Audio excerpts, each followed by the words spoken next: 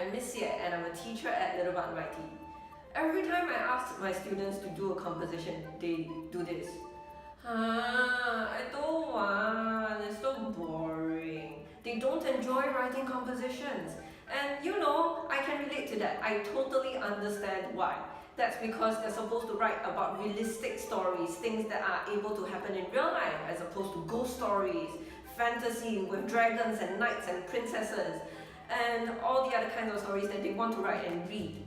But there is still a way to make stories interesting and a way for you to enjoy writing your stories. So here are 3 tips you can follow. Let's get into it. The first thing you can do to make writing your compositions more enjoyable is to describe something that you really like or something that you dislike. So for me, when my students were writing a story about a treasured object, they chose to describe their stuffed animal, which they really liked. For me, I have a stuffed animal that I really like too. Mudkip, I choose you! Ta-da! This is my Mudkip. Alright, so I'm going to describe my Mudkip. You can do the same exercise too. So let's look at Mudkip. Alright, Mudkip is, as you can clearly see, orange and blue in color. It has 2 little fins at the side of its cheeks and a large one on top of its forehead.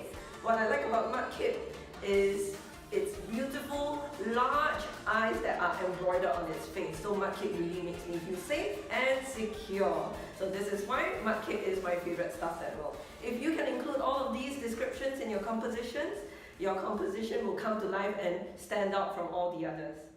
Children, the second thing you can do to make your compositions more enjoyable is to write about someone you really like or someone you really hate. So I was teaching a class with my primary 4 students and we were writing about a dangerous act. So they did not like writing about drowning because one of them said, oh, we've done this in school before. Okay, so we introduced the bully to them. So when they started describing the bully, they were able to draw from their own experiences and actually had a lot of fun doing it. So today, instead of describing a bully, we can also describe a teacher that you don't like. I'm pretty sure that to a lot of you, your teachers must seem like witches, right? Very evil, right?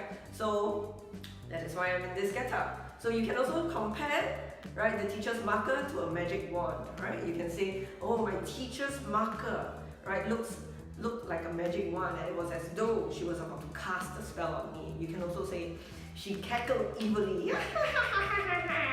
right, as she gave us our homework assignments. So if you're writing about cheating in a test, you can also say, she cackled evilly, right, when she finally caught me cheating. You can also describe her face, right? You can say that she had dark, piercing eyes that seemed to look into your soul. Or you can also say that she had a very pale complexion and greenish lips that made her look like a monster, right? So that is how you can describe an evil, witchy teacher who is out to get you. And now for the final tip. I will show you what it is with the wave of my wand.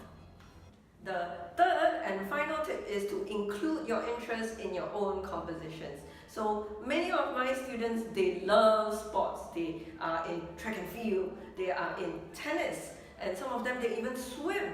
So this is so good to include in stories that are titled a victory or a race, because you can describe this very well and very clearly. So you imagine yourself in the race, you can write, oh, I sprinted from the starting line, I shot off like a rocket like Usain Bolt.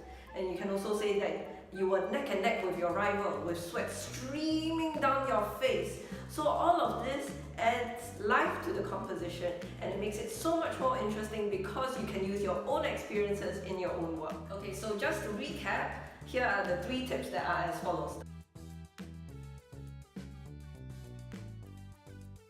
Alright, now that's all for this week. Remember to stay kind, stay curious, and I will see you again soon. This is Miss Ye, signing off.